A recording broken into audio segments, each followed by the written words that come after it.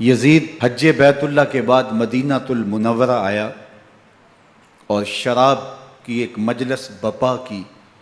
حضرت امام حسین رضی اللہ تعالی عنہ جب وہاں پہنچے تو شراب کی پھیلی ہوئی بدبو کو محسوس کرتے ہوئے فرمایا، یہ بو کیسی ہے؟ تو نشے میں دھت یزید بولا، یہ شام میں بنتی ہے، اور ایک جام منگوایا اور اس کو پیتے ہوئے دوسرا جام حضرت امام حسین رضی اللہ تعالی عنہ کی طرف بڑھاتے ہوئے کہا، ابا عبداللہ لیجئے۔ تو حضرت امام حسین رضی اللہ تعالی عنہ نے فرمایا، میں اس کی طرف دیکھتا بھی نہیں ہوں، اور پھر وہ عشقی اشعار پڑھنے لگا۔ جب یزید کی شراب نوشی کا منظر امام حسین رضی اللہ تعالی عنہ اپنی آنکھوں سے دیکھ چکے تھے تو مجھے بتاؤ یزید کے ہاتھ پہ امام حسین کا پاک ہاتھ کیسے آتا؟ حضرت امام حسین رضی اللہ تعالی عنہ جس ماحول میں پلے تھے، جس ماحول میں پرورش پائی تھی، جس ماحول میں رہے تھے، وہ پاکیزہ اور تقدس ماحول تھا، اور یزید کبھی اطراف دمشق میں، کبھی غوطہ میں، کبھی الخضرہ محل میں، اور کبھی کہاں اور کبھی کہاں داد عیش دیتا رہا اور لہو و لعب کے اندر مصروف رہا، اور اس کی زندگی ان چیزوں سے عبارت تھی۔ وہ محرمات کو حلال قرار دیتا، شراب نوشی اس کی ہڈیوں میں رچی ہوئی تھی، اور شریعت بیضہ کا مذاق اڑایا کرتا، اور حسین ابن علی رضی اللہ تعالی عنہ کی دوستیاں جن لوگوں سے تھی وہ عبداللہ ابن عباس تھے، عبداللہ ابن عمر تھے، حضرت عبد الرحمن بن ابو بکر رضی اللہ تعالی عنہ تھے۔ یزید تو جوا کھیلتا رہا، یزید تو قمار بازی کرتا رہا، یزید تو شراب نوشی کرتا رہا، اور حسین ابن علی مسجد نبوی کے منبر میں حضور کے پہلوؤں میں بیٹھتے رہے۔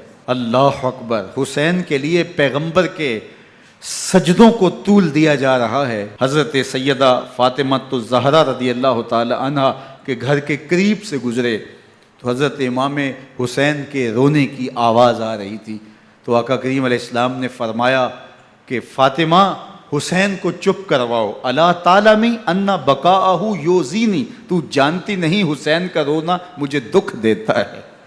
حسین ابن علی کو حضور رونے نہیں دیتے تھے، ان کو دکھی نہیں ہونے دیتے تھے، کیونکہ رسول اللہ صلی اللہ علیہ وسلم جانتے تھے کہ یہ کتنے دکھ سہے گا، کتنی تکلیفوں سے گزرے گا، اور کتنے مصائب سہے گا۔ زمانے نے وہ گھڑیاں بھی دیکھیں کہ حضرت حذیفہ بن یمان رضی اللہ تعالی عنہ فرماتے ہیں کہ میں حضور کی خدمت میں نماز مغرب کی ادائیگی کے لیے حاضر ہوا، اور میں نے یہ اجازت خاص طور پہ اپنی ماں سے اس شرط پہ لی تھی کہ امی آپ مجھے اجازت دیں، میں حضور کی خدمت میں حاضر ہوتا ہوں، مغرب کی نماز بھی ادا کروں گا، اور پھر حضور سے عرض کروں گا حضور میرے لیے اور میری ماں کے لیے بخشش کی دعا کر دیجئے۔ ماں نے اس شرط پہ اجازت دے دی اور میں حضور کی خدمت میں آ گیا، نماز مغرب ادا کی، سلام پھرا، لیکن حضور عبادات میں، ذکر میں، نوافل میں ایسے مشغول ہوئے کہ میں آرزو رکھنے کے باوجود بھی عرض نہ کر سکا۔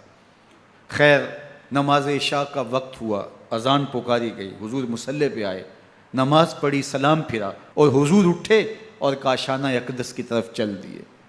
اب میرے دل میں یہ خیال رہ کے آ رہا تھا کہ ماں کو کیا جواب دوں گا، میں تو حضور سے بخشش و مغفرت کی دعا کروا ہی نہیں سکا۔ جب حضور چل پڑے تو غیر ارادی طور پہ میں بھی حضور کے پیچھے چل پڑا، تو حضور نے رخ پھیرے بغیر فرمایا، من ھذا، میرے پیچھے پیچھے کون آ رہا ہے؟ پھر خود ہی کہا، حذیفہ تو نہیں؟ تو میرا دل دھڑک رہا تھا، قلت نعم، میں نے کہا جی حضور میں حذیفہ ہوں۔ فرمایا، ما حاجتک غفر اللہ لک ولامک، کیا کام ہے؟ اللہ تجھے بھی بخش دے، تیری ماں کو بھی بخش دے۔ اب جو کام تھا وہ جنبش لب سے پہلے ہی ہو گیا، یہاں تو لفظوں کا سہارا بھی نہیں لینا پڑتا، وہ بند لبوں کی بولیاں بھی سنتے ہیں۔ اقبال بولا ہے، فروغت صبح آثار و دہور، چشم تو بی نندائے ما فی الصدور، تیری نظر تو سینوں کے چھپے راز بھی دیکھتی ہے۔ تو کہا، ما حاجتوں کا غفر اللہ لک ولامک، اللہ تجھے بخش دے، تیری ماں کی بھی مغفرت کر دے، کیا کام ہے؟ اب جو کام تھا وہ تو ہو گیا۔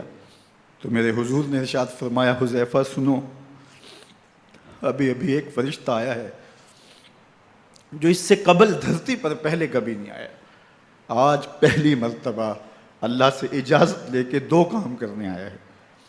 ایک تو مجھے سلام کرنے آیا ہے، اور دوسرا خوشخبری دینے آیا ہے کہ آپ کی بیٹی فاطمہ جنتی عورتوں کی سردار ہے، اور حسن اور حسین جنتی جوانوں کے سردار۔